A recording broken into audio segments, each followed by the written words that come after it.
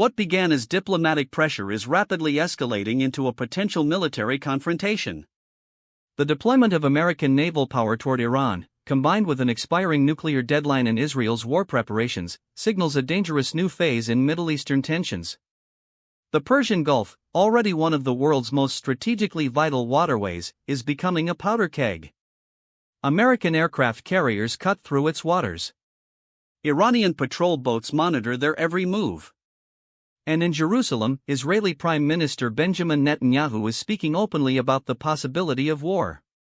This isn't just another cycle of Middle Eastern tensions. This is different. The convergence of military posturing, diplomatic deadlines, and political rhetoric has created a situation where a single miscalculation could have catastrophic consequences not just for the region, but for global stability. Let's start with what we know. The United States has deployed a significant naval presence to the waters near Iran. We're talking about carrier strike groups, floating cities of military power that include not just aircraft carriers, but guided missile destroyers, cruisers, and support vessels. Each carrier strike group represents an enormous projection of American military capability. A single aircraft carrier can house up to 90 aircraft, including F/A-18 Super Hornets, EA-18G Growlers for electronic warfare, and E-2D Hawkeyes for surveillance. The carrier itself is protected by an escort of destroyers and cruisers equipped with the Aegis combat system, capable of tracking and engaging multiple threats simultaneously. But here's what makes this deployment particularly significant: it's not just the presence of these ships. It's the timing, the positioning, and the message being sent. The Trump administration has characterized this as a defensive measure, a show of resolve designed to deter Iranian aggression. Pentagon officials have stated that the deployment is meant to send a clear signal to Tehran that any attacks on American interests or allies will be met with overwhelming force. Iran, predictably, sees things differently. The Islamic Revolutionary Guard Corps has called the deployment an act of provocation, a threat to regional stability. Iranian military commanders have warned that their forces are prepared to defend Iranian territory and interests against any aggression. So we have two narratives colliding in the same stretch of water: deterrence versus provocation. And in that collision lies the danger. To understand why this moment is so critical, we need to talk about the nuclear agreement, formerly known as the Joint Comprehensive Plan of Action, or JCPOA. The original deal, struck in 2015 during the Obama administration, was designed to prevent Iran from developing nuclear weapons. In exchange for lifting economic sanctions that had crippled Iran's economy, Tehran agreed to strict limitations on its nuclear program. Iran would reduce its stockpile of enriched uranium, limit its number of centrifuges, allow international inspectors unprecedented access to its facilities, and effectively extend the time it would take to produce enough material for a nuclear weapon to at least a year. For supporters, the deal represented diplomacy at its finest, a way to address the Iranian nuclear threat without military action. For critics, it was naive appeasement that gave Iran billions of dollars while only delaying, not eliminating, its nuclear ambitions. The Trump administration withdrew from the deal in 2018, calling it the worst deal ever negotiated. The administration reimposed sanctions in pursuit of maximum pressure campaign designed to force Iran back to the negotiating table for what Trump called a better deal. Iran responded by gradually stepping away from its commitments under the JCPOA. Tehran began enriching uranium to higher levels, installing more advanced centrifuges, and restricting access for international inspectors. Each step brought Iran closer to nuclear weapons capability. Now we're facing a deadline. The current negotiations, which have been ongoing for months, are approaching a critical juncture. If a new agreement isn't reached, several things could happen, all of them bad. Iran could accelerate its nuclear program even further, potentially reaching the threshold of weapons capability. The international coalition that supported the original deal could fracture completely. And the window for a diplomatic solution could close, leaving military options as the only perceived alternative. That's the context for the naval deployment. It's not happening in isolation. It's part of a calculated effort to pressure Iran into accepting terms for a new agreement or to prepare for what might come if negotiations fail. And now let's turn to Benjamin Netanyahu's warnings about armed conflict. To understand why the Israeli Prime Minister is speaking so openly about war, we need to appreciate Israel's unique position in this crisis. For Israel, an Iranian nuclear weapon isn't an abstract geopolitical concern, it's an existential threat. Iranian leaders have, over the years, made statements calling for Israel's destruction. The Islamic Republic supports and funds Hezbollah in Lebanon and Hamas in Gaza, organizations that have launched thousands of rockets into Israeli territory. Iran has expanded its influence throughout the region, establishing a presence in Syria, Iraq, and Yemen. From Israel's perspective, allowing Iran to acquire nuclear weapons would fundamentally alter the balance of power in the Middle East, placing the Jewish state under a nuclear shadow from an adversary that has never recognized its right to exist. Netanyahu has been warning about Iranian nuclear ambitions for decades. In 2012, he famously addressed the United Nations General Assembly with a cartoon bomb illustration, drawing a red line to show how close Iran was to weapons capability. His message was clear then and remains clear now: Israel will not permit Iran to develop nuclear weapons, with or without international support. When Netanyahu warns of coming conflict, he's not engaging in empty rhetoric. Israel has a history of taking military action to prevent enemies from acquiring nuclear capabilities. In 1981, Israeli jets destroyed Iraq's Osirak nuclear reactor. In 2007, Israel struck a suspected nuclear facility in Syria. The message to Tehran is unmistakable: Israel has the capability and the will to act. But striking Iranian nuclear facilities would be exponentially more difficult than those previous operations. Iran's nuclear program is dispersed across multiple sites, some buried deep underground in fortified bunkers specifically designed to withstand airstrikes. Iran also has sophisticated air defenses and the ability to retaliate across the region through its proxy forces and missile arsenal. An Israeli strike on Iran could trigger a regional war involving multiple countries and non-state actors. It could disrupt global oil supplies, spike energy prices worldwide, and create a humanitarian catastrophe. It's a scenario that military planners on all sides have gamed out, and the conclusions are sobering. Yet Netanyahu's warnings suggest that from Israel's calculation, the risk of inaction allowing Iran to go nuclear outweighs even these terrible costs. Diplomacy runs on deadlines. Sometimes those deadlines are arbitrary, political constructs meant to create urgency. But sometimes they're real, tied to technical realities or political windows that genuinely close. The current nuclear deadline falls into the latter category. Here's why it matters. First, Iran's technical progress is accelerating. With each passing month, Iran accumulates more enriched uranium, brings more advanced centrifuges online, and gains more knowledge about nuclear technology, knowledge that can't be unlearned. Intelligence agencies assess that Iran is now only weeks away from producing enough weapons-grade material for a single bomb, though weaponization would require additional time. Second, political calendars are unforgiving. Domestic politics in the United States, Iran, and Israel all create constraints on what's possible diplomatically. Changes in government, election cycles, and shifting public opinion can all close windows for agreement that might never reopen. Third, there's the credibility issue. The Trump administration has staked significant political capital on its maximum pressure campaign. Walking back from that position without tangible concessions from Iran would be portrayed as weakness by domestic critics. Similarly, Iranian leaders face their own hardliners who oppose any deal with the United States.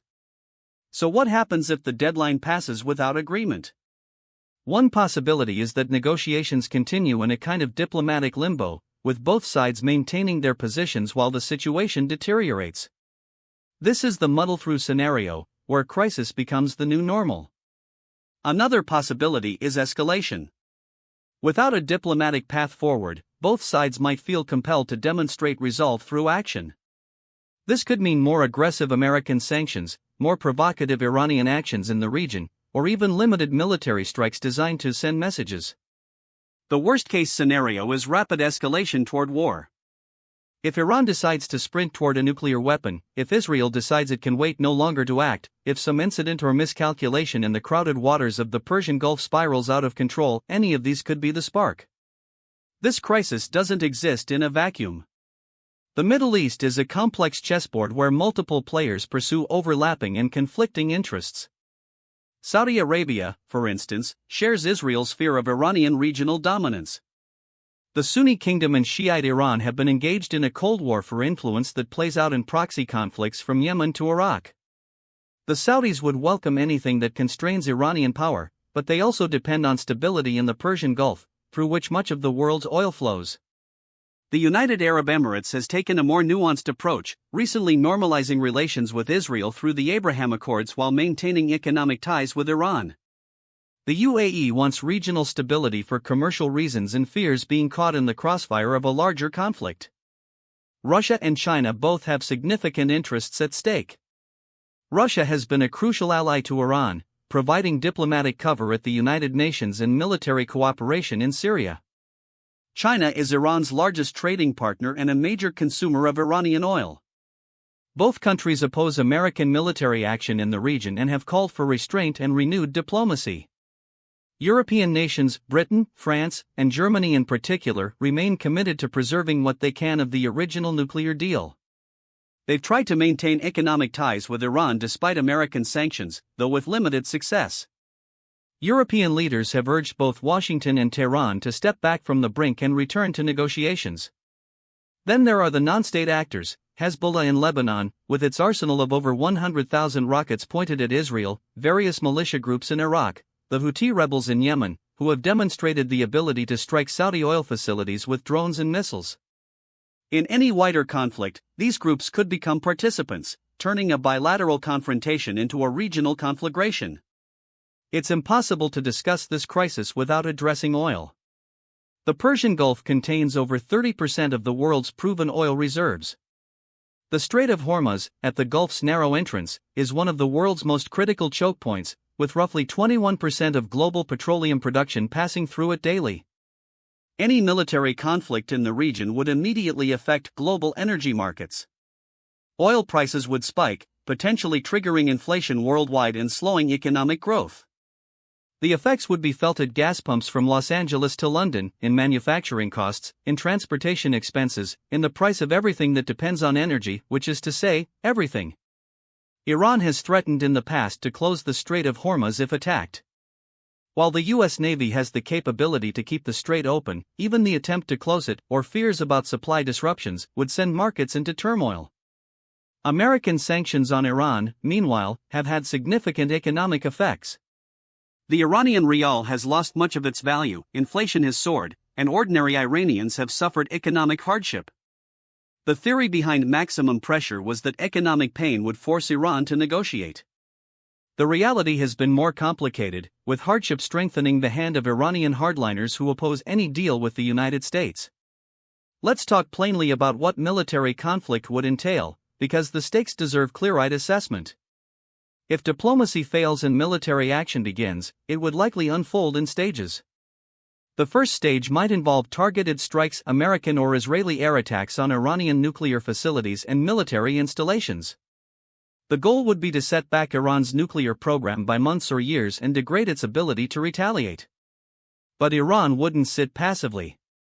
The Islamic Republic has invested heavily in asymmetric warfare capabilities specifically designed to counter superior American military technology. Iran could launch ballistic missiles at U.S. bases in the region, at Israeli cities, at Saudi oil infrastructure. It could activate proxy forces across the region. It could use cyber capabilities to attack critical infrastructure. It could deploy fast attack craft and mines to disrupt shipping in the Persian Gulf. The second stage would likely involve broader American retaliation, targeting not just nuclear sites but the Iranian military's command and control, its missile forces, its naval capabilities. This is where escalation becomes hard to control. Each side would be under pressure to demonstrate that it hasn't been deterred, leading to expanding circles of violence. The humanitarian costs would be severe. Civilian casualties would be inevitable, both from direct strikes and from the broader consequences of war: disrupted food supplies, destroyed infrastructure, refugee flows. The region has already endured decades of conflict. Another major war would compound suffering that is already immense. And here's the hardest truth: even a successful military campaign might not solve the underlying problem. Strikes could delay Iran's nuclear program, but they can't erase the knowledge Iranian scientists have gained. Infrastructure can be rebuilt. Unless regime change occurred, itself a prospect fraught with enormous risks and uncertainties, the nuclear issue might re-emerge in a few years, but with even more hostility and less trust on all sides. Behind the international maneuvering are domestic political pressures that shape decision-making in Washington, Tehran, and Jerusalem. In the United States, Trump faces competing constituencies. Some advisors and many Republican lawmakers advocate for a harder line on Iran, viewing any new deal as repeating the mistakes of the past. Others, including business interests and some military leaders, fear the economic and strategic costs of another Middle Eastern war. American public opinion is war-weary after decades of conflict in Iraq and Afghanistan. There's little appetite for new military adventures, yet there's also broad concern about Iranian nuclear ambitions and support for defending allies like Israel and Saudi Arabia. In Iran, Supreme Leader Ayatollah Ali Khamenei faces his own political dynamics. Hardliners in the Revolutionary Guard and among clerical conservatives distrust any engagement with the United States and have been empowered by the failure of the original nuclear deal to deliver lasting benefits. Moderates and reformists argue for pragmatic engagement, but they've been weakened by years of sanctions and America's withdrawal from the JCPOA. For ordinary Iranians, the calculation is complex. Many resent their government but also oppose foreign intervention. Economic suffering has bred discontent, but nationalism runs deep, and military threats can rally public opinion behind the regime. Netanyahu, meanwhile, faces domestic political challenges of his own. Long-serving and politically resilient, he has positioned himself as the guarantor of Israeli security.